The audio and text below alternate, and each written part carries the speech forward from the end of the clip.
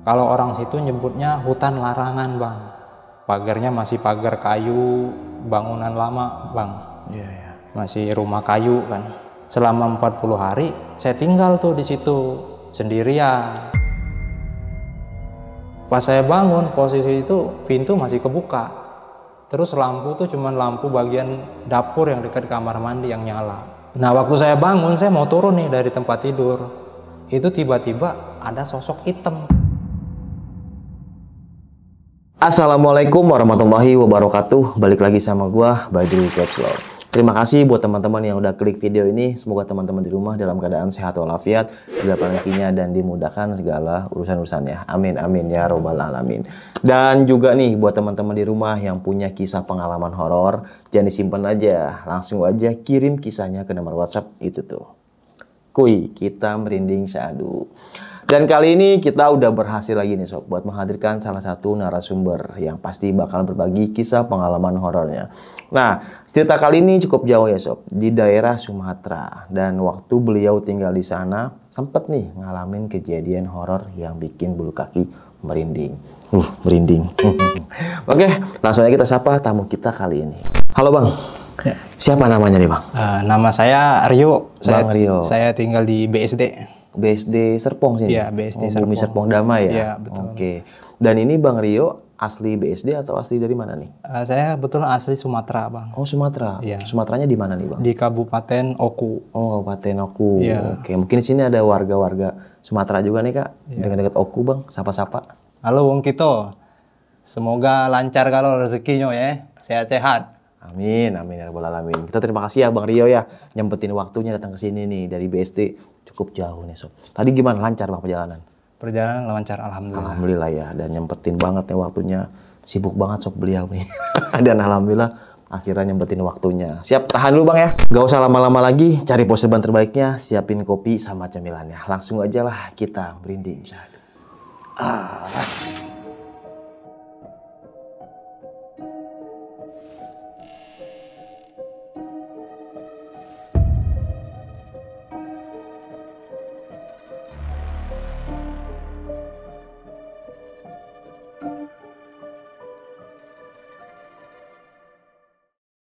Gimana nih Bang Rio, kisah pengalamannya nih Bang? Jadi saya itu tinggal di Sumatera, Bang. Oke. Tinggal di Sumatera, di perkampungan, tepatnya di Kabupaten Oku. Nah, saya tinggal sama kakek nenek saya. Rumah kakek nenek saya ini nggak jauh dari rumah saya. Jadi posisinya di belakang rumah kakek saya itu ada kebun. Nah, habis kebun-kebun itu di situ rumah saya. Itu kebun-kebun apa Bang? Pohon-pohonnya itu? Pohon-pohonnya ada banyak sih Bang. Ada kebun kayak pohon pete, pohon jengkol, macam-macam, dan emang udah tinggi-tinggi ya, lumayan tinggi pohon-pohonnya di belakang situ. Nah, rumah nenek saya ini kan jauh dari tetangga ya, kurang lebih 5 meter lah dari setiap tetangga, dan di sebelah kirinya ini masih kebun-kebun juga. Pagarnya masih pagar kayu, bangunan lama, masih rumah kayu kan. Nah, rumahnya ini ada 6 kamar Bang. Nah, di situ saya tinggal bertiga, saya, kakek nenek saya. Jadi karena anaknya udah pada nikah semua. Oh, pada rumah masing-masing berarti Iya. ya? Oke, oke. Jadi kebetulan orang tua saya, ibu saya anak yang pertama. Tapi orang tuanya Bang Rio tinggal di mana? Di belakang rumah kakek nenek saya. Jaraknya berapa meter tuh? 20 meter Bang, kurang lebih. Berarti lumayan jarak Iya, lah ya? cuman dipisahin sama kebun-kebun Bang. Iya, iya. Nah ini Bang, ini waktu saya kelas 3 SMP pernah ngalamin kejadian tuh. Awalnya kan saya mau keluar tuh Bang, mau main tuh malam minggu. Keluar dari kamar nih, saya ngelihat kakek nenek saya kok kayak lagi cekcok gitu, lagi berantem. Saya nggak berani ikut campur, saya coba dengerin dari baling pintu. Nah saya dengerin tuh, yang saya denger nenek saya bilang gini, udah Pak, ngapain ngurusin barang-barang kayak gitu, udah berhenti. Sambil nangis dia ngomong kayak gitu. Nah kakek saya bilang gini, udah kamu nggak usah ikut campur, ngapain. Nah habis mereka cekcok tuh, nenek saya sambil nangis masuklah ke kamar. Nah saya penasaran tuh, yang dibawa kakek saya itu saya lihat tuh kayak kain Bang, kain putih. Yang kelihatan dari jauh itu cuman kayak batu cincin, keris, sama trisula. Nah yang merentetan yang kecil-kecilnya nggak kelihatan tuh karena ketutupan sama kain putih. Nah singkat cerita kakek saya kan jalan tuh ke kamar mandi. Udah saya lanjut keluar itu main sama temen. Di jalan kan sambil kepikiran apa yang kakek saya bawa kan. Kayak bawa benda-benda pusaka, selama ini kan tinggal di situ belum pernah ngeliat. Saya jadi penasaran. Habis saya main, saya pulang tuh jam 12 malam. Pulang, masuk tuh aman-aman aja karena saya emang bawa kunci sendiri ya. Dikasih kunci sendiri karena sering pulang malam kalau main. Nah saya masuk, itu aman-aman aja bang. Saya masuk kamar tuh, tidur. Besok paginya saya bangun tuh jam 8 pagi.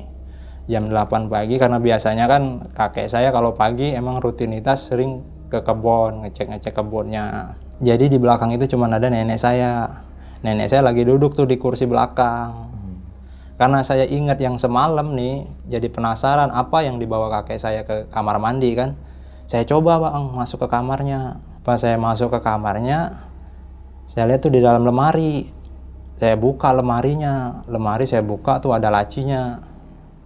Pas saya buka lacinya, di dalam itu udah kesusun bang, rapi tuh. Banyak bener benda pusakanya ternyata. Ada macam-macam, ada kayak kulit bang, kulit tapi loreng-loreng gitu. Menurut saya itu mungkin kulit harimau kali ya. Nah ada ini juga batu cincin. Batu cincinnya itu dideketin bang, dua kayak gini, warna hitam sama merah. Yang satunya gede ukurannya, yang satunya pas di jempol tangan. Nah ada keris, trisula, sama tasbih. Karena saya penasaran bang, ini benda-benda ini apa sih gunanya gitu kan. Saya coba, saya ambil satu yang keris. Saya bawa tuh lari saya ke belakang ke kamar mandi. Karena saya ngerasa aman, kakek saya kan pasti siang lah baliknya gitu kan karena dari kebun.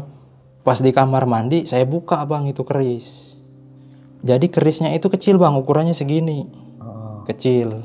Pas saya buka itu di dalam ada ukiran tulisan Arab gundul. Nah baunya sih kayak bau-bau minyak atau wangi kayak gitu ya, bau kembang. Nah pas saya buka nih, ada yang masuk ke kamar mandi, tiba-tiba kakek saya di situ. Biasanya kan dia pulangnya agak siang nih. Tiba-tiba di situ ada kakek saya ya, saya ketahuan tuh ngambil pusaka dia. Diomelin saya habis-habisan di situ, dimaki-maki. Bilangin kurang ajar kamu, ngapain masuk-masuk kamar gitu. Ya saya cuma bisa nunduk bang, diem aja karena emang salah saya. Habis dia marah-marah tuh maki-maki, dia bawa tuh keris lagi masuk ke kamar. Jadi kerisnya diambil sama dia, diambil lagi, dibawa masuk ke kamar. Habis itu saya balik tuh masuk kamar. Nah dari kejadian itu nenek saya nggak tahu kalau saya diomel-omelin, kalau saya masuk ke kamar nenek saya nggak tahu. Nah habis kejadian itu kakek saya jadi kayak sinis bang sama saya. Oke, kayak kecewa gitu kali ya? Iya, jadi kesel gitu. Walaupun kita tinggal serumah kan, mau keluar atau mau pamit itu udah diem aja. Dia ngeliat tapi diem, nggak dijawabin lagi kalau mau ngomong kan. Nah setelah seminggu kemudian nih bang, saya kan pulang sekolah biasanya jam 2 siang ya. Saya balik tuh jam 2 siang. Balik, masuk ke rumah. Biasa ada kakek nenek saya tuh duduk di belakang, lagi ngobrol.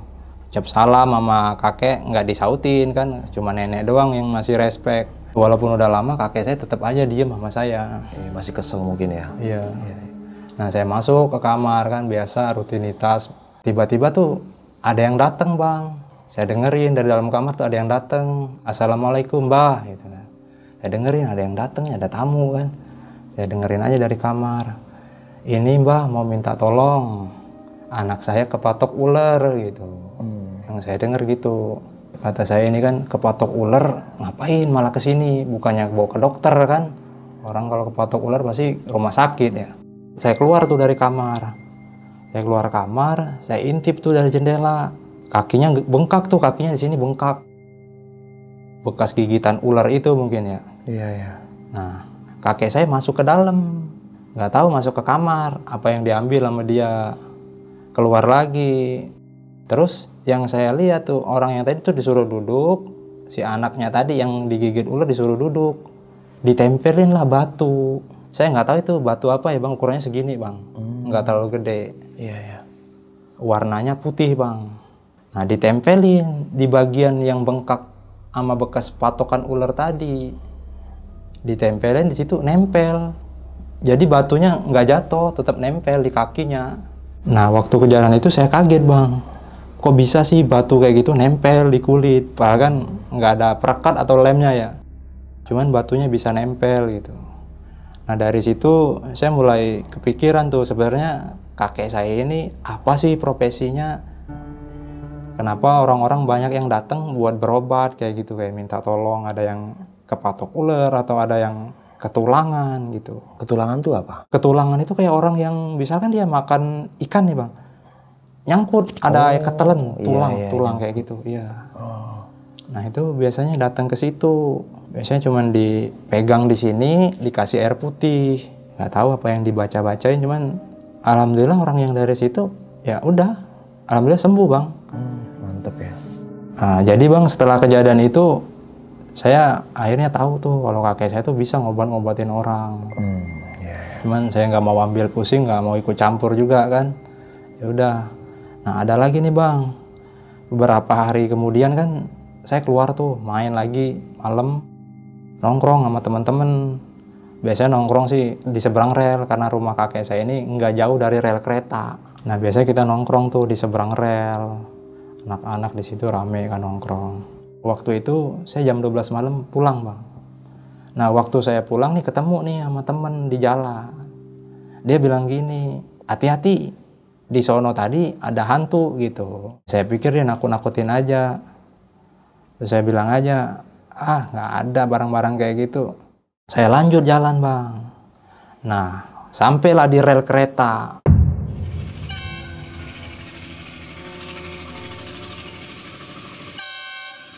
Posisi hujan, rintik, gerimis. Di dekat saya berdiri di situ sambil nunggu kereta lewat, ada pohon jambu. Pohon jambu udah lumayan gede di situ. Karena posisi gerimis, saya neduh dulu tuh di bawah pohon jambu sambil nunggu kereta yang lewat ini selesai kan. Nah waktu saya nunggu kereta itu saya dengar kayak ada suara bisik-bisik.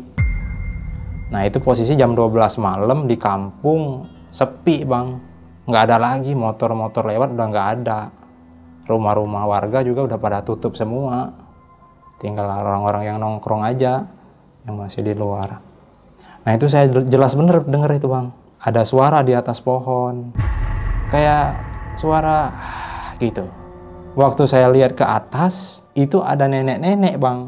Nenek-nenek, kelihatan mukanya doang.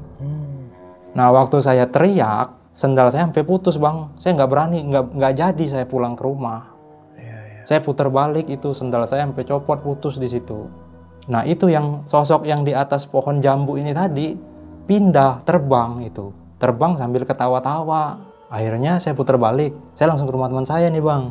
Waktu saya ketok-ketok pintu, untungnya dia belum tidur, orangnya masih ada. Terus saya bilang, ngapain lu kesini gitu? Udah jam berapa ini bukannya balik? Nah saya bilang aja, saya habis ketemu setan. Ya diizinin lah tidur di situ semalam. Gue tidur di ruang tamu itu. Baru saya ngerasa aman. Nah dari kejadian itu hampir seminggu saya dibully tuh. Sama siapa? Sama teman-teman. Dibilangnya penakut gitu. Oh iya. Ngelihat setan aja cara kacir sampai putus sendal gitu kan. Sampai nggak berani pulang, nginep lagi di tempat orang gitu kan. Banyak tuh yang ngebully gitu. Nah di situ saya ngambil pusing. Karena mungkin mereka belum pernah ngelihat yang beneran gitu kan. Makanya cuman bilang takut sama setan kayak gituan. Nah akhirnya saya balik lagi tuh ke rumah nenek. Nah singkat waktu akhirnya saya lulus bang. Lulus dari SMP kan mau masuk ke SMA. Nah alhamdulillah keluarga besar mbah saya ini ada rezeki. Rezeki buat bisa berangkat naik haji. Alhamdulillah ya. Nah sebelum kakek saya ini berangkat, saya ingat bener tuh waktu itu. Biasanya dia nggak pernah tuh buat keliling, muter ke rumah-rumah tetangga gitu kan. Saya mikirnya positif, mungkin mau pamit atau mau gimana kan, soalnya mau berangkat kan. Besoknya saya samperin tuh rumah-rumah yang didatengin sama kakek saya. Kebetulan saya kenal rumah tetangga, ada yang di samping rumah saya sendiri. yang didatengin di samping rumah saya sama di belakang rumah saya. Jadi yang saya datengin itu 2 rumah bang. Jadi 2 orang itu saya samperin, assalamualaikum, waalaikumsalam, masuk kan saya tuh, ada tuh mamang-mamang. Saya tanyain, kemarin mbak saya kesini ngapain? Terus diliatin tuh, ini mbak kamu nitipin ini, itu suruh buat jaga. Nitipin apa? Yang saya lihat itu keris bang, keris yang pernah saya ambil waktu itu bang. Abis dari rumah si ini, mamang yang depan rumah saya ini, saya samperin tuh yang di belakang. Saya tanya lagi, kemarin mbak saya ngapain kesini? Terus beliau bilang, mbak kamu nitipin ini. Nah itu batu bang, batu warna merah, bukan batu cincin, batu doang warna merah dititipin juga. Nah abis dari situ udah saya udah mikir kan, berarti kakek saya muter-muter ke tempat tetangga ini ngebagi-bagiin benda-benda pusakanya tadi. Mungkin karena mau ibadah haji kan, jadi semuanya dilepas-lepasin kayak gitu. Dibagi-bagiin. Mungkin karena dia udah tobat atau gimana ya. Nah habis dari rumah tetangga kan saya balik tuh bang, balik pulang ke rumah. Pas di rumah kan udah sedikit tenang ya, karena saya tahu kakek saya udah ngebagi-bagiin pusaka-pusakanya tadi, berarti udah nggak ada yang disimpan. Nah singkat waktu kakek saya berangkat naik haji, selama 40 hari saya tinggal tuh di situ sendirian. Nah selama 40 hari itu ada lagi bang kejadian horor. Saya kan tinggal di kamar depan nih, kelang 2 kamar dari kamar kakek nenek saya. Nah di samping kamar saya itu ada pohon jambu. Nah di pohon jambu itu dekat bener sama kamar saya bang, jendela saya di sini pohon jambu. Jelas bener, saya waktu itu jam 12 malam bang, jam 12 malam saya rebahan di situ.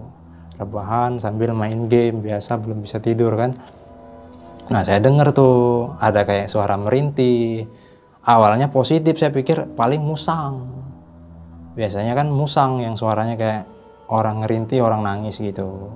Nah makin lama makin jadi, sampai saya celutukin, udah jangan gangguin, ngapain, salah orang kamu, saya gituin kan. Masih aja terus, makin suaranya yang tadinya gede makin kecil. Nah ternyata waktu makin kecil itu, tapi malah kayaknya berasa itu lebih deket bang. Waktu suaranya makin kecil itu, akhirnya saya keluar bang, ngeberaniin diri. Saya keluar, ada sapu lidi. Di ruang tamu itu ada sapu lidi. Saya ambil sapu lidi, saya beraniin, saya buka itu pintu depan. Saya bawa sapu lidi, langsung saya lari ke situ tadi. Beneran aja di situ. Itu kuntilanak bang, di pohon jambu itu. Saya ngeberaniin diri bawa sapu lidi. Mau saya pukul pakai sapu lidi. Terbang itu ke sebelah kiri, ke kebun-kebun yang di sebelah kiri. Nah waktu itu terbang, hilang, saya masuk lagi tuh. Masuk buru-buru, sampai kuat bener kan nutup pintu. Masuk kamar gemeteran. Nggak lanjut lagi main game, langsung tidur.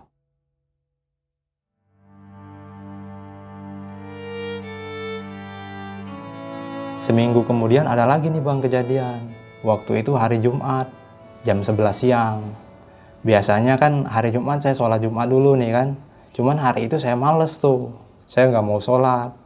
Karena saya jenuh di rumah nenek saya sendirian, saya baliklah ke rumah saya yang di belakang. Nah di situ ada posisi ada orang tua saya, ada ayah sama ibu saya. Nah saya disuruh sholat akhirnya kan, karena saya bukannya sholat malah nyantai-nyantai di rumah kan. Saya nggak mau itu, males.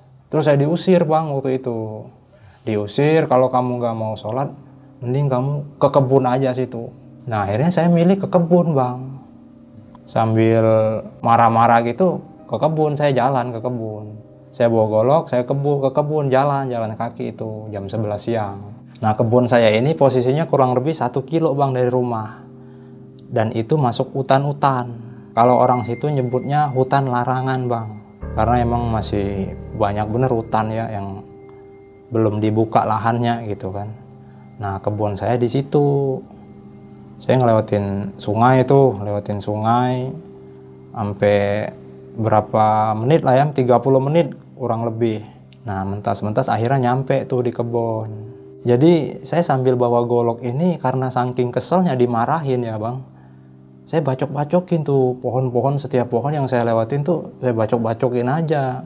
Orang hari Jumat sepi, nggak ada lagi orang di hutan kayak gitu. Orang-orang pada udah pulang sholat Jumat. Sebelum masuk kebun kan ada pagar nih, pagar kayu, udah dikelilingin pagar kayu kebun. Nah pas saya masuk, sebelah kanan itu ada gubuk. Di bawah gubuk itu ada turunan ke bawah bang. Turunan ke bawah itu ada kali kecil. Nah di kali kecil itu saya ngeliat tuh bang, ada pohon pisang tinggi. Pohon pisang tinggi itu ada yang duduk di situ. Badannya gede, pakai celana tuh robek-robek. Saking saya takutnya tadi, saya muter balik ngelewatin kebun orang. Yang seharusnya saya lewat kali kecil ini tadi, saya malah muter ke kebun orang. Nah di kebun orang ini saya ngerasa nih gimana ya, udah gugup panik gitu karena ngelihat yang gede tadi. Sementara kalau saya balik diomelin lagi sama ayah saya, pasti sudah terlanjur mau masuk kebun. Akhirnya saya beraniin tuh lewat kebun orang nih, kebun orang saya mentas itu, saya lewat, saya ketemu sama 3 orang. Akhirnya lega nih bang, ngerasa ada orang, alhamdulillah lega, nggak panik, nggak takut lagi. Nah 3 orang ini lewat, saya nggak nyadar nih, yang saya pikir cuman saya ada temen nih, ada orang, aman di hutan kayak gini. Abis mereka lewat saya lihat tuh, kan waktu sesampingan gini masih kelihatan ya, kelihatan 3 orang tadi. Itu saya lihat bang, mereka bertiga pakai baju koko, pakai sorban, bajunya warna putih. Yang satunya agak kekuning-kuningan. Nah mereka bertiga lewat, saya tenang, ada orang. Nah abis dari situ saya nyadar nih, jam segini di sono hutan, ngapain ada 3 orang dari hutan ke arah keluar gitu. Posisi pakai baju koko. Pas saya lanjut lurus mau masuk ke kebun saya lihat ke belakang. Itu orang cepat bener, udah nggak ada lagi. Udah hilang itu orang. Bertiga tadi. Terus di situ saya makin panik tuh, makin kayak ke pojok kan, udah ngelihat yang gede tadi. Terus kepikiran orang 3 tadi dari hutan bisa langsung ada 3 orang keluar, ngarah keluar. Nah habis dari kejadian itu saya buru-buru tuh, karena di kebun saya ada gubuk tadi ya. Nah saya ke gubuk itu, saya diem tuh di gubuk sampai 30 menitan. Sampai azan sholat Jumat kelar, baru tuh saya beraniin buat ke bawah. Di bawah gubuk saya itu kan ada kali kecil. Nah biasanya saya ke situ buat cuci tangan, cuci kaki, kan kotor habis jalan tadi. Nah di kalinya itu emang masih alami bener bang, karena itu di hutan. Saya nyantai-nyantai di sungai kecil tadi kan, di kali kecil tadi. Saya balik bang, itu udah jam 5 sore. Jam 5 sore saya pulang, saya balik lagi ke rumah nenek. Kejadian udah nggak ada lagi, normal aja bang, sampai 3 minggu kemudian bang. Kakek saya pulang tuh akhirnya. Rame lagi suasana, anak-anaknya pada ngumpul semua di rumah itu waktu kakek nenek saya pulang. Jadi yang tadi rumahnya sepi, kayak nggak ada penghuni, ini rame, ngumpul semua sama cucu-cucunya kan. Setelah itu normal kayak biasa, yang tadinya kakek saya cuek, setelah dia balik dari ibadah haji ini alhamdulillah jadi ngerespon saya lagi bang. Yang tadinya mukanya kusut benar kalau ngeliat saya kan, ini udah mulai mau nyapa lagi.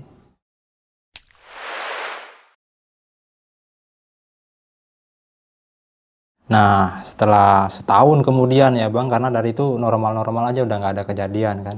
Setahun kemudian kakek saya ingat itu hari Rebo bang. Hari Rebo kakek saya biasa pagi-pagi rutinitas sering ngecekin kebun-kebunnya. Nah jadi dia keluar tuh pagi-pagi naik sepeda, waktu itu saya ingat. Jam 9 itu dia balik. Nah waktu dia balik, dia manggil ibu saya ke belakang rumah. Tolong kerokin, kata dia. Saya dengar gitu, tolong kerokin. Waktu ibu saya datang disuruh kerokin tuh. Akhirnya dikerokin lah kakek saya ini tadi di kamar. Nah, habis dikerokin, udah tuh dia udah mulai duduk tuh. Makin lama nih kan udah jam 10 ini ya, udah hampir setengah 10. Dia ngerasa badannya tuh tetap nggak enak. Walaupun udah dikerokin tetap nggak enak aja. Akhirnya inisiatif, ibu saya nelpon anak-anak yang lain biar diantar ke rumah sakit. Karena rumah sakit dari rumah kakek nenek saya itu emang jauh bang. Kurang lebih 1 jam buat sampai ke rumah sakit. Jadi singkat waktu mobil datang, kakek saya mau dibawa tuh. Waktu mau diantar ke mobil, kakek saya kan, saya inisiatif ya mau anterin, mau dipegangin gitu, dibopong kan. Dia nggak mau. Dia bilang, ngapain? Saya ini masih sehat, bisa jalan sendiri. Dia bilang gitu. Saya ingat benar waktu itu, dia nggak mau dipegang, saya nggak mau. Dia mau jalan sendiri. Nah setelah itu dia masuk ke dalam mobil bang. Masuk ke mobil, mobil jalan. Karena emang sebelum nyebrang rel itu, ini tetangga saya sama anak-anaknya masih tuh ngikutin mobil dari belakang. Ketika mobil udah nyebrang rel, di deket rel itu ada rumah bibi saya tuh. Deket rel bener, rumah bibi saya di seberang rel. Sebelum mobil itu jalan, kakek saya tuh bilang sama sopirnya, tiba-tiba mobilnya berhenti tadi kan, yang harusnya jalan ke rumah sakit, tiba-tiba mobil berhenti, kakek saya turun. Jalan kayak orang sehat aja, jalan biasa. Nah dia bilang sama orang yang di mobil, ntar mau mampir dulu. Mau mampir tempat anaknya ini, bibi saya ini. Mau mampir dulu, capek dia bilang gitu. Akhirnya kan sampai rumah bibi saya, kakek saya rebahan ya di kursi tadi ya. Dibiarin lah sama anak-anaknya pada ngikutin nih dari belakang. Udah dibilangin kan, ngapain pak, katanya mau ke rumah sakit, bentar katanya mau istirahat dulu, capek. Rebahan lah kakek saya ini di kursi depan rumah bibi saya ini kan. Nah kelang 2 menit tuh dibangunin, cuman nggak sadar-sadar. Pas dicek itu bang, ternyata udah meninggal. Dan semua itu anak-anaknya jadi shock tuh, pada histeris, nangis-nangis semuanya. Jadi yang tadinya harusnya kita mau jalan ke rumah sakit, nggak jadi, malah ngurusin pemakaman hari itu juga. Akhirnya kita ngurusin pemakaman kakek nih di jam 2 siang tuh. Udah kelar, udah beres pemakaman tuh. Kita balik nih, kumpul, anak-anaknya kumpul semua di rumah buat nyiapin tahlilan. Karena emang di kampung tahlilan biasanya sampai 7 hari bang. Malam pertama tahlil sampai malam ke-7 alhamdulillah lancar bang, aman-aman aja, nggak ada kejadian-kejadian horor ya. Nah cuman karena memang suasananya masih suasana duka, nenek saya juga masih sering ngelamun kan karena terpukul kehilangan anak-anaknya.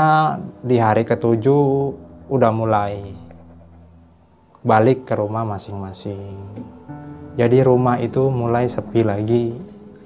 Jadi tinggal saya sama nenek saya yang tinggal di situ. Nah seminggu setelah kakek saya meninggal, saya masuk lagi ke kamar kakek saya. Saya masih penasaran waktu itu. Karena yang saya ingat kakek saya sebelum berangkat haji ngebagi-bagiin pusakanya. Saya masuk lagi, saya cek lagi di dalam lemari. Yang tadinya penuh pusaka-pusaka, waktu saya cek lagi itu tinggal 2 bang, nyisain 2 aja. Dari yang banyak tinggal 2 biji tuh. Batu cincin warna merah sama hitam, dibalut sama kain putih. Saya nggak tahu itu kain apa ya, yang jelas kain putih. Dibalut kain putih, dideketin, ditempelin dua-duanya. Nah akhirnya saya ambil tuh bang. Saya diem-diem saya ambil batunya. Karena saya penasaran, ini fungsinya apa, kegunaannya apa. Saya yang nggak ada pengetahuan, nggak ada guru, cuman modal berani, ambil batunya. Saya bawa ke kamar, saya masuk kamar, saya buka kainnya tadi yang ngebalut batu cincin itu. Saya pasang nih yang hitam, cuman cocok di jempol tangan. Nah batu yang merah ini cuman cocok di jempol kaki. Jadi gede bener ukuran yang warna merah. Nggak muat di jari tangan, cuman muat di jari kaki. Dari kejadian itu, besoknya om saya datang ke rumah.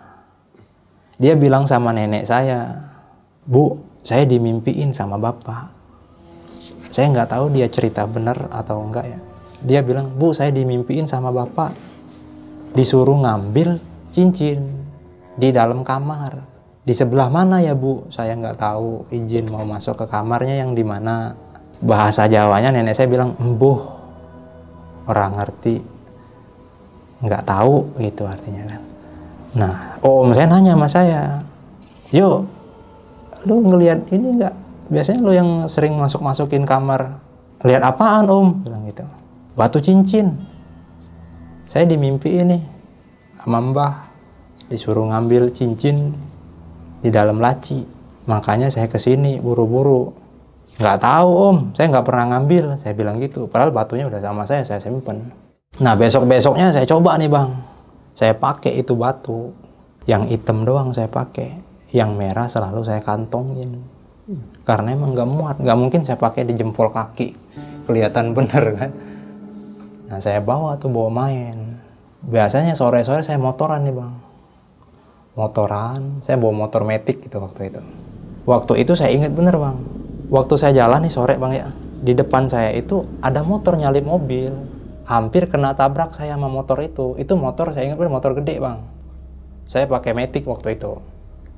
Itu saya tendang bang. Refleks aja nendang itu. Yang namanya di jalan kalau ditendang itu pasti pemiliknya ngamuk ya. Paling nggak cekcok bang. Akhirnya saya berhenti bang. Saya berhenti itu dia oleng, motor udah oleng, dia untung dia nggak jatuh ya. Oleng ke kiri, berhenti itu orang.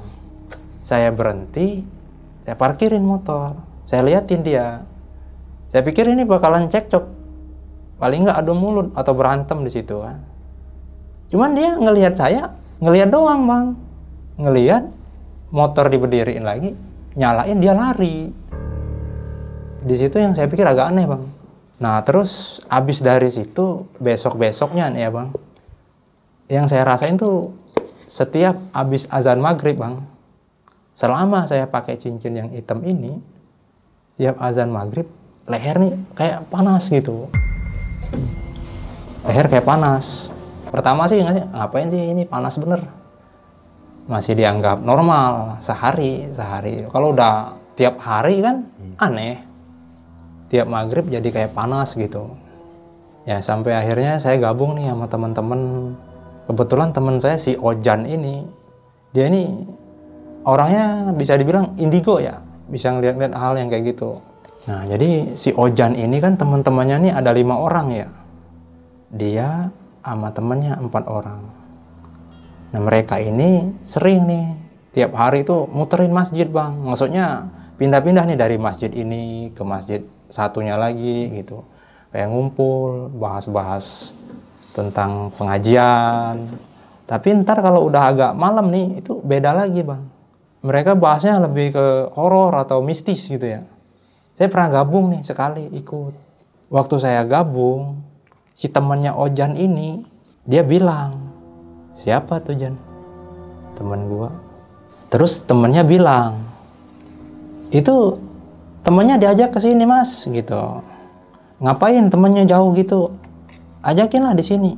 Di pojokan dua-duaan gitu. Maksudnya gimana? Saya aneh kan. Teman saya siapa? Orang saya mau Ojan doang. Teman siapa lagi gitu. Terus si Ojan bilang, lu sih kata dia. Ngapain melihara kayak gituan? Lu yang bener sih Jan, saya bilang gitu. Maksudnya gimana? Saya nggak ngerti. Ini pertama kali lo Jan saya ngikut ituin kan. Nah si Ojan bilang mungkin dia ini bang warisan dari buyutnya atau kakek neneknya, soalnya dia sendiri pun nggak tahu. Dia bilang gitu sama teman yang nanyain tadi, temannya si Ojan. Waktu si Ojan bilang gitu saya jadi bingung tuh bang, warisan kakek punya buyut apaan gitu kan. Ya udah kamu duduk sini kata dia. Disuruh duduk saya bang. Duduklah itu udah jam 10 malam ya. Nah ngobrol-ngobrol, akhirnya saya dibilangin tuh, karena saya nanya, sebenarnya apa sih yang dibilangin sama kalian? Saya ini baru pertama gabung ikut di sini, belum tahu apa-apa, tolong dijelasin, saya bilang gitu. Terus dibilang sama temennya Ojan tadi, kata dia itu ada yang ngikutin kamu, Tapi gimana ceritanya kamu nggak sadar kalau ada yang ngikutin? Coba kamu ceritain apa yang kamu alamin atau apa yang kamu apa yang kamu dapat gitu kan. Soalnya ini dua ini ngikutin kamu, dia bilang gitu, temannya si Ojan.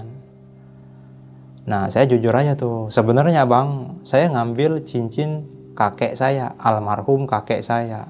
Nah, dari situ baru mereka, oh pantesan ini, kata dia kan.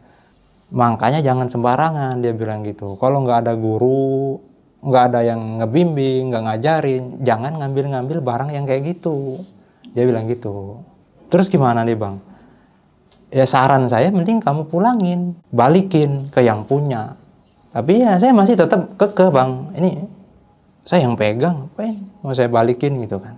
Saya ngerasanya berani pakai itu, cuman gitu sih, cuman berani terus kayak hoki gitu Bang. Kayak yang kejadian saya nendang motor tadi, yang seharusnya cekcok ataupun berantem itu. Tapi yang orang lari aja. Nah habis dari nongkrong nih kan sama teman-teman, sama Ojan tadi sama teman-temannya, balik tuh Bang saya. Pulang kayak biasa, normal Bang, beberapa hari kemudian tetap normal aja.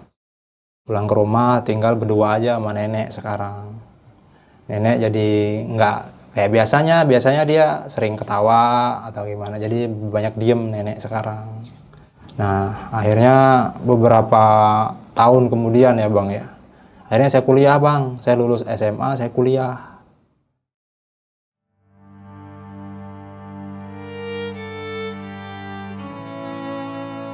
Nah, saya kuliah di Sumatera Bang. Kampus saya itu kurang lebih jaraknya 1 jam dari rumah. Jadi saya ngekos Bang.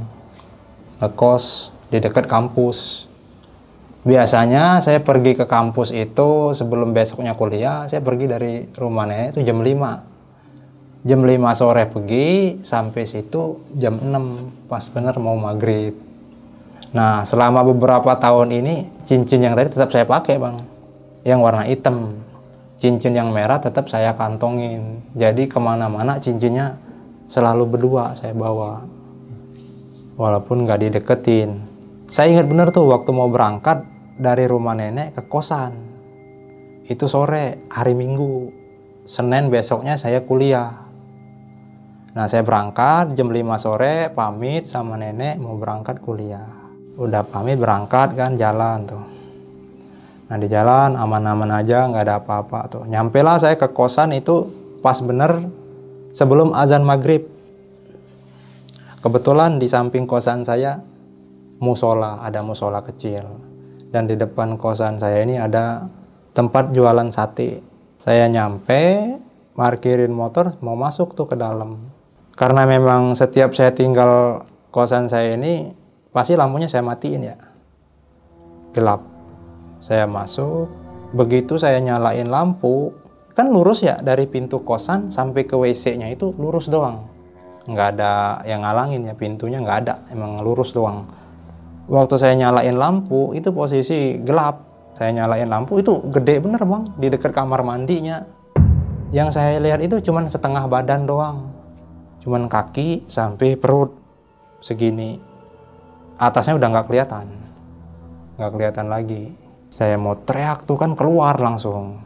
Keluar, tutup langsung pintu. Si Pak D yang jualan sate di depan bilang, kenapa yuk? Karena malu, saya bilang, nggak ada apa-apa Pak D. Aman. Itu kamu kayak orang ketakutan gitu, kata dia kan. Nggak ada Pak D, aman. Nah ya, saya masuk lagi. Pas saya masuk, udah nggak ada apa-apa emang. Saya pulang pernah dari kosan ke rumah nenek saya itu pernah pulang jam 2 malam. Nggak takut, padahal kanan kiri hutan Bang. Rumah-rumah masih jarang waktu itu. Saya pulang, nah tiba-tiba di jalan nih Bang ya, di pertengahan jalan, itu motor saya mati sendiri. Saya cek, bensin full banyak. Nyala, ininya nyala, lampu starter nyala, cuman nggak bisa di starter, nggak bisa di engkol. Jadi panik lah, bingung. Jadi saya inisiatif nih, dorong. Tapi saya ingat, saya tandain, nih saya motornya mati di sini, saya ingetin. Seingat saya itu ada pohon tuh, di sebelah kiri ada pohon. Saya inisiatif dorong, mau nggak mau didorong. Hampir 1 kilo saya dorong motor. Udah ngos-ngosan, udah keringetan Bang, udah capek bener tuh. Udah jam 2:30, udah capek bener. Akhirnya mampir ke rumah warga, nekat buat gedor pintu. Karena saya udah nggak mungkin, sedangkan jarak masih jauh bener. Udah nggak mungkin buat dorong ke rumah tuh nggak mungkin. Jadi beraniin diri ngetok rumah warga. Saya ketok-ketok, nggak bangun bang, namanya jam segitu orang lagi enak-enaknya tidur kali ya. Tetap aja saya ketok-ketok. Saya gedor-gedor sampai berapa menit, 10 menit ada kali ngedorin rumah orang. Cuman nggak ada yang bangun. Udah mau nyerah nih kan, udah pasrah lah, tidur di pinggir jalan gitu kan. Tiba-tiba tetangga yang digedor tadi keluar. Sambil ngintip-ngintip gini tuh. Mungkin dikiranya mau maling kali. Nah akhirnya keluar tuh pemilik rumah yang digedor tadi. Kenapa bang? Jam segini ngedor-ngedor rumah orang gitu. Ini bang, motor saya bang, nggak bisa nyala. Saya nggak ngerti nih bang, apanya yang rusak. Coba dicek-cekin sama mereka. Nggak ada masalah. Dikontakin lagi, dinyalain lagi pakai kunci motor tadi. Nyala di situ. Nah seingat saya tuh cuman megang uang tinggal 50.000 lagi itu bang, saya balik bang. Nah, saking saya terima kasih bener nih sama orang yang bisa nyalain motor ini. Bang, maaf bang, saya ganggu. Jam segini saya gedor-gedor, saya minta maaf bang, makasih udah dibantuin. Ah kamu mabok ya, kata dia gitu kan. Ngaco kamu ya, nggak bener ya. Motor sehat gini nyala, dibilang nggak nyala. Ya padahal saya udah keringetan, udah capek, udah ngos-ngosan dorong sejauh itu bang. Akhirnya saya kasih tuh uang 50.000. Saya ngerasa makasih banyak pak, maaf pak, udah ngeganggu waktunya. Jam segini saya gedor-gedor, saya minta maaf bener, saya bilang gitu. Singkat waktu saya balik bang, karena motor udah nyala, saya lanjut lagi tuh. Nyampe tempat nenek saya jam 4 subuh. Nenek saya udah bangun jam segitu, biasanya dia mau sholat subuh. Saya masuk, saya ketok pintu, nenek saya udah nyambut tuh di depan pintu. Nggak pernah saya balik jam 4 subuh, nggak pernah. Biasanya juga jam 12 gitu. Biasanya bawa kunci sendiri. Ini semenjak kakek saya udah meninggal, saya udah nggak bawa kunci lagi sendiri. Saya ketemu nenek, terus bilangin sama nenek kan, kenapa pulang jam segini? Terus saya bilangin, semalam balik karena besok libur. Males kalau pulangnya pagi gitu kan. Kalau pagi udah nyampe kan enak, bilang gitu. Udah masuklah saya bang, istirahat. Nah sampai beberapa hari kemudian tuh kan, saya ngeliat nenek saya tuh lemes, kayak orang gak enak badan. Nenek saya beraniin, saya tanyain tuh, ajakin ngobrol. Nenek kenapa nek? Saya tanyain gitu. Nggak apa-apa yuk, cuman gak enak badan aja. Udah dari situ saya inisiatif tuh buat ngabarin anak-anaknya. Yang pertama orang tua saya dulu, ibu saya bilangin, ini kayaknya nenek sakit. Ditengokin, dikumpulin dulu anak-anaknya. Mungkin kangen kali gitu kan, karena emang rumah tinggal berdua aja sama saya kan. Nah dari situ dikumpulin anak-anak, tuh udah sehat lagi, udah lumayan ceria kan, dia nggak murung. Cuman akhirnya tuh dibawa ke rumah sakit bang, buat dicek. Dibawalah ke rumah sakit sama anak-anak tadi, dicek di rumah sakit tuh, ke arah kampus saya tadi, 1 jam dari rumah tuh ke rumah sakit di situ. Ternyata waktu dicek nenek saya ngalamin diabetes. Dari situ nenek saya dirawat. Anak-anak udah pada ngumpul semua, udah nengokin, ganti-gantian jagain di situ. 1 hari, 2 hari, sampai 3 hari itu. Nah di hari ketiga ini, waktu malam itu saya inget bang, saya lagi baca Yasin nih di samping beliau, lagi baca-baca doa. Sampai ada anaknya yang satu bilang, udah bu, cepet sembuh. Kalau emang udah nggak bisa, ikhlas gitu kan. Yang penting sembuh, selamat gitu kan. Setelah beberapa hari, kondisi nenek saya makin memburuk. Dan luka di kakinya ini makin besar. Sampai tulangnya kelihatan. Tulang di kaki, di betisnya ini, udah kelihatan. Di situ dokter udah bilang tuh, kita berdoa aja, dokter udah bilang gitu. Kita berusaha yang terbaik, cuman ya kaki nenek saya udah ngeborok itu, udah hancur. Nah, setelah itu kondisi nenek saya makin memburuk dan malam itu juga nenek saya meninggal. Nah, udah tuh akhirnya kita pulang tuh. Jadi jenazah nenek saya dibawa pakai ambulan kan, pulang, nyampe tuh udah mau subuh sampai di rumah. Keluarga udah kumpul di rumah. Akhirnya dimakamkan itu jam 9 pagi. Setelah semuanya tahu, udah datang semua anak-anaknya. Setelah itu kita ngurus lagi nih buat tahlilan. Di hari pertama aman bang, sampai 7 hari nggak ada gangguan-gangguan lagi memang. Alhamdulillah lancar tahlilannya. Nah, semenjak saat itu saya tinggal di rumah itu sendirian bang.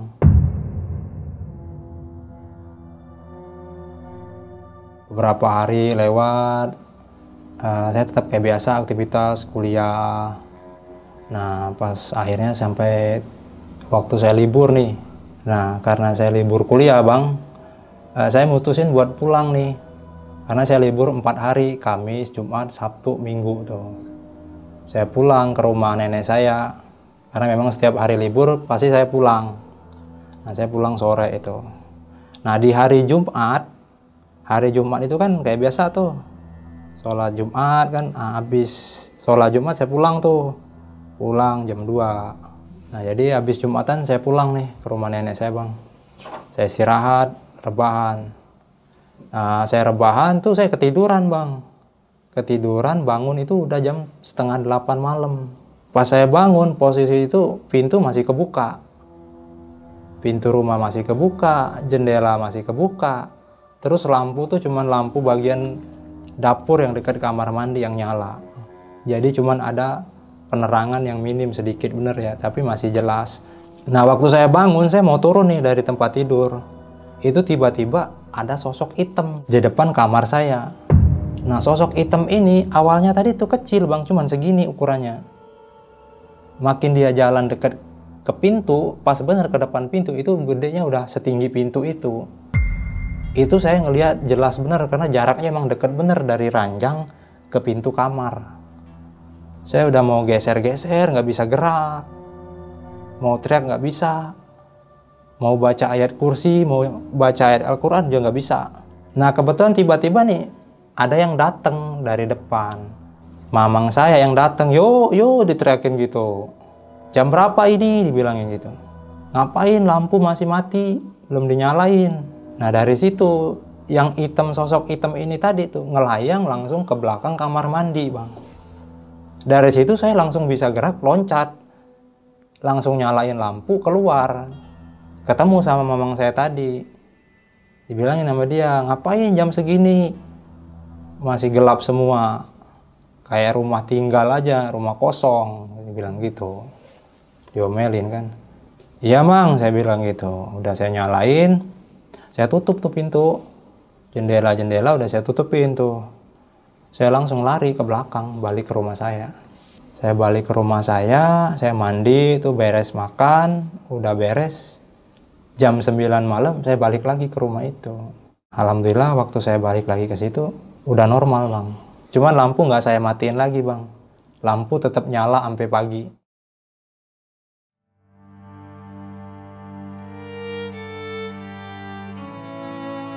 Ada lagi nih bang kejadian bang, di hari Minggu. Jadi waktu itu saya habis beres-beres rumah tuh hari Minggu. Akhirnya setelah saya beres-beres nih udah cuci kaki, cuci tangan bang, saya ngecium tuh bau ini. Kayak bau anyir gitu. Bau nggak enak, bau busuk juga. Ya, saya pikir kan mungkin ada bangkit tikus atau apa ya. Saya cari-cari di kamar mandi nggak ada apa-apa, nggak ada bangkit tikus.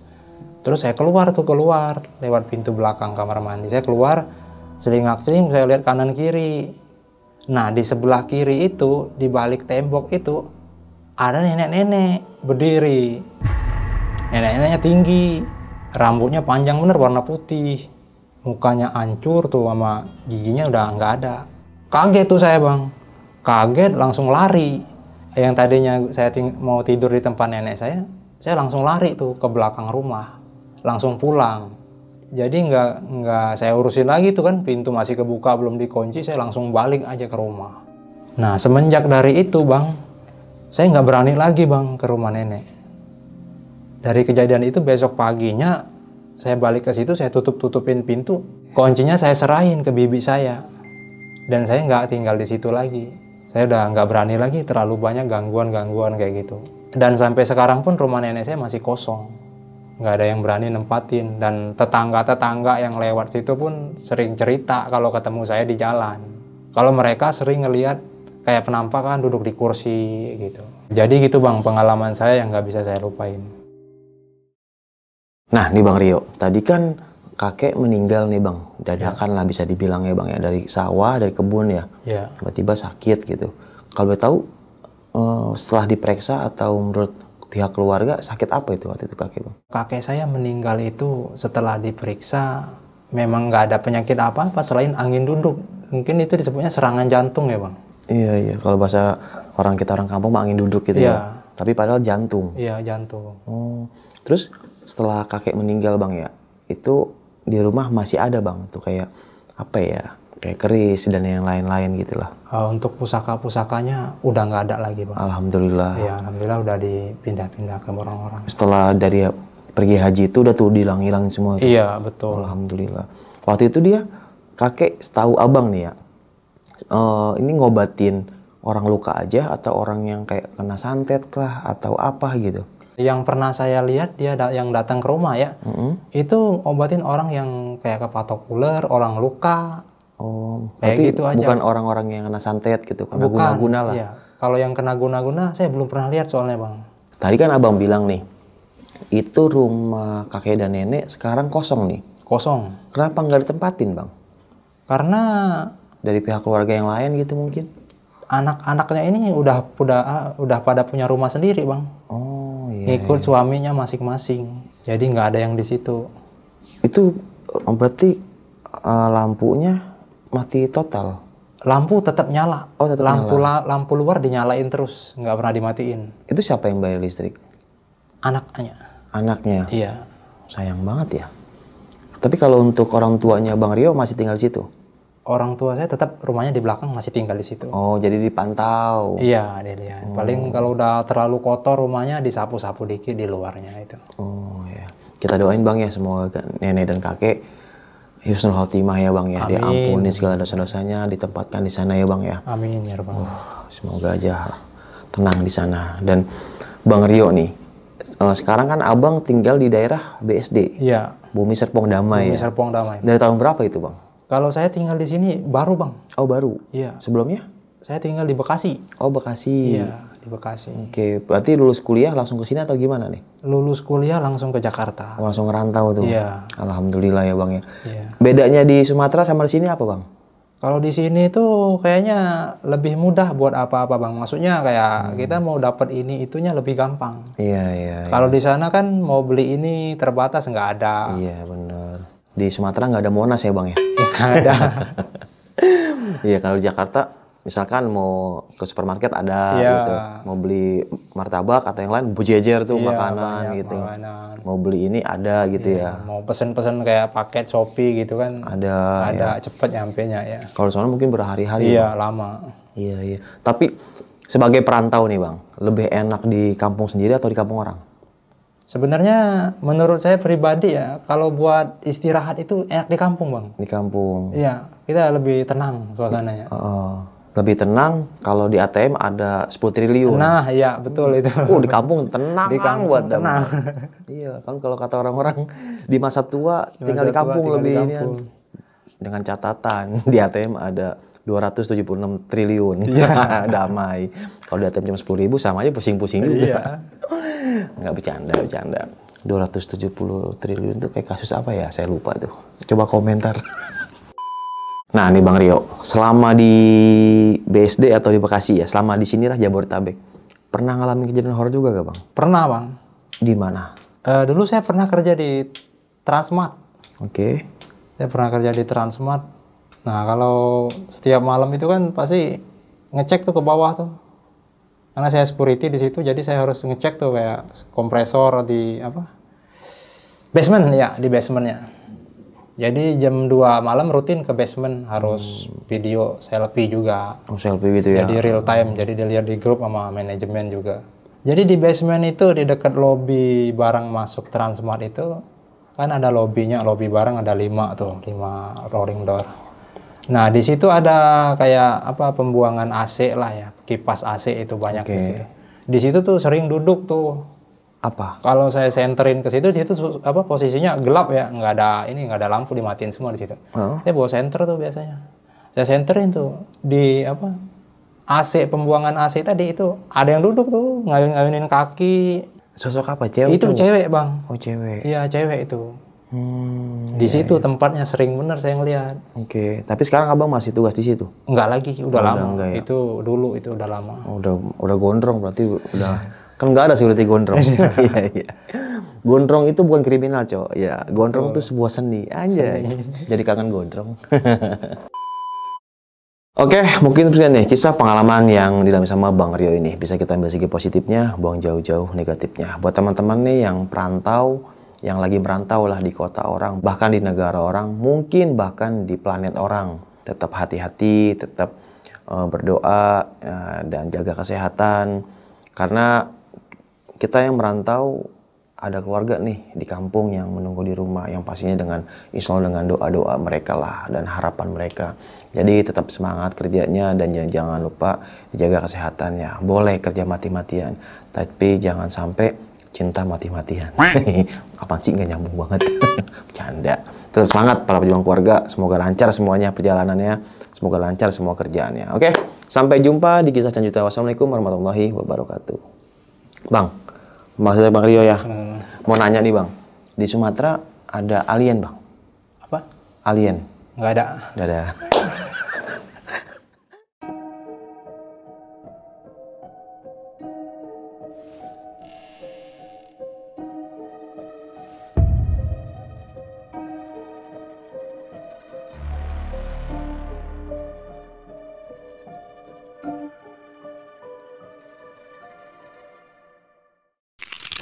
Buat kalian yang punya pengalaman horor, langsung aja chat ke nomor 0877 1671 53372.